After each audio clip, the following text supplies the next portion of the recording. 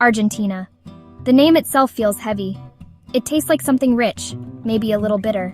It's a place that gets under your skin. You arrive expecting one thing. Maybe you've seen the postcards, but you don't. Not really. The moment you step out of the airport, the air hits you differently. It's the smell of a million stories all happening at once. This isn't a simple country. It's a beautiful, chaotic, intoxicating mess. Grand European boulevards sit next to crumbling, graffiti-covered walls. People talk about the glory days, the time when Argentina was one of the richest countries on earth. They talk about it with a mix of pride and deep, lingering sadness. It's a place of passion and melancholy, often in the same breath. You feel it in the music, in the way people argue about politics or football with fire in their eyes. The sounds of Argentina hit you before the sights do. It's like a never-ending song. You hear it in the voices of the people. Porteños speak a version of Spanish that sings. It's fast, full of feeling, and they use their hands a lot when they talk.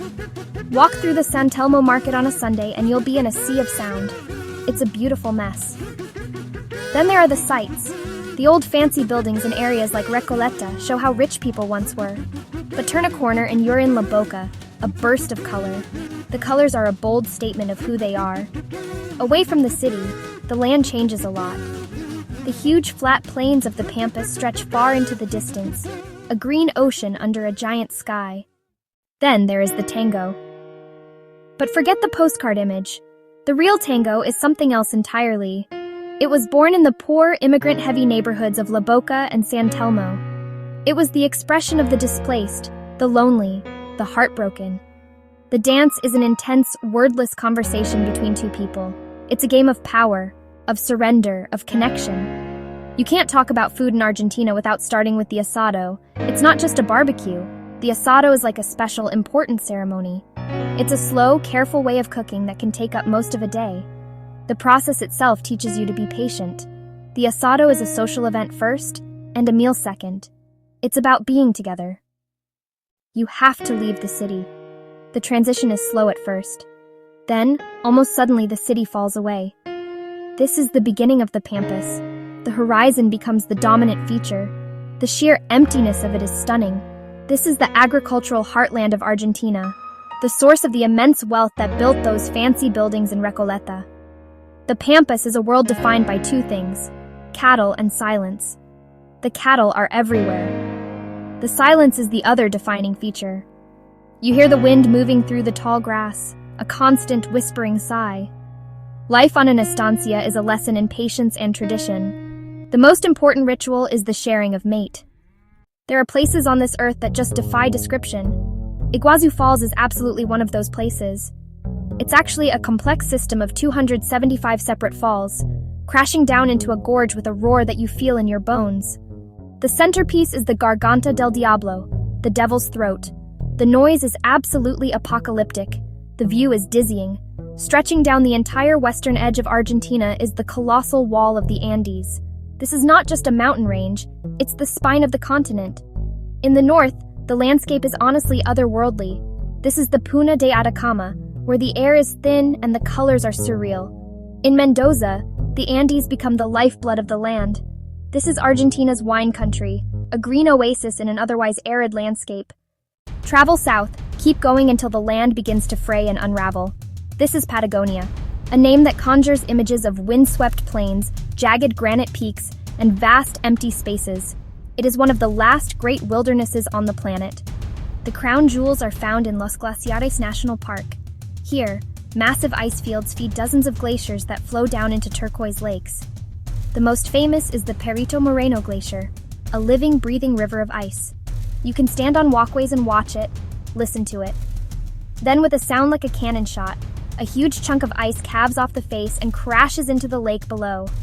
The region is home to some of the most iconic mountains in the world. The Fitzroy Massif is a legendary challenge for climbers. You can't understand Argentina if you don't understand football.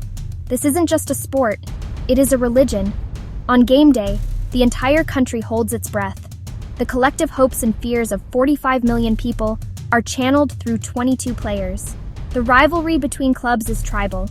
The biggest, the Super Clasico between Boca Juniors and River Plate, is not just a football match. It is urban warfare. The most famous is Diego Maradona, He was more than a player. He was a symbol, a kid from a shantytown who conquered the world. Football here is a release valve. It's where the frustrations of daily life can be screamed out over 90 minutes. It's a passion that runs deeper than logic. It's in the blood. To dismiss it as just a game is to miss a fundamental truth about what it means to be Argentine. There's a ghost that hangs around every talk in Argentina. This ghost is the economy. It's always there, bothering you. The story of modern Argentina is like a crazy roller coaster.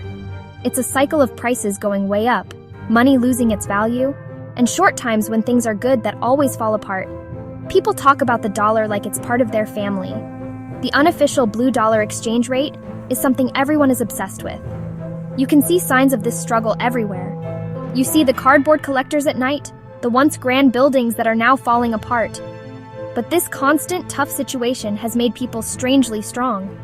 They are great at finding extra jobs, at finding smart ways to make enough money. In Argentina, you learn very quickly that tomorrow is never promised. It's a tough lesson, taught every day. So how do you live in a country in permanent crisis? You learn the art of getting by, el aguante they call it. It's an active, creative, and often ingenious approach to survival. You see this resilience in the small things. A neighborhood might organize a potluck to make sure everyone gets a hot meal. Friends lend each other money without a second thought. People learn to fix things themselves, to repurpose, to make do. There is a saying, lo atamos con alambre, we tie it together with wire. It's not pretty, but it works. This spirit fosters a powerful sense of solidarity. The Sunday asado is not just a meal, it's a weekly reaffirmation of this bond. They have learned to find joy in the simple things, a long conversation with a friend, a perfectly grilled steak, a moment of brilliance on the football pitch. It's a resilience that is both inspiring and heartbreaking. It ensures that the heart of Argentina continues to beat, strong, passionate, and defiant. So you leave. The plane lifts off from Ezeiza, and the sprawling lights of Buenos Aires shrink until they are just a faint glow swallowed by the immense darkness of the Pampas. You are flying away, but Argentina doesn't just let you go. It clings to you. It stays with you in a way few other places do. You find yourself thinking about the contradictions. None of it fits together neatly. It's a country that refuses to be simplified. The stories are what stick with you the most. The quiet dignity of the gaucho, the passionate arguments in a corner cafe, the hope and despair in someone's eyes. You went there as a visitor, an observer, but you left with a small piece of their story woven into your own. You carry their ghosts with you. Argentina changes your perspective.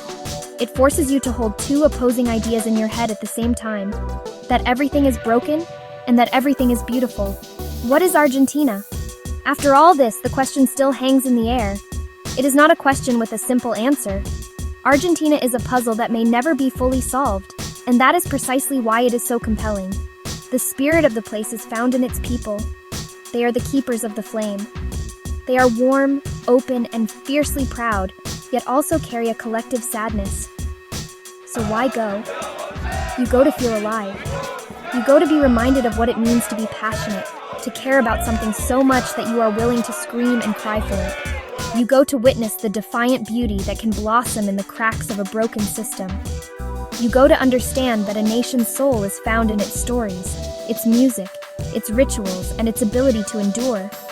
You go to Argentina to be confused, to be challenged, and to have your heart broken and put back together again, all in the space of a single day. It leaves you wondering. It leaves you with a sense of awe for its natural wonders and a deep, abiding affection for its flawed, beautiful people.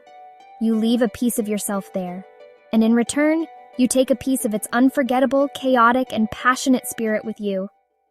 Argentina is not a destination you simply check off a list. It is an experience that becomes a part of you, a puzzle you will continue to ponder for the rest of your life. The journey ends, but the echo remains.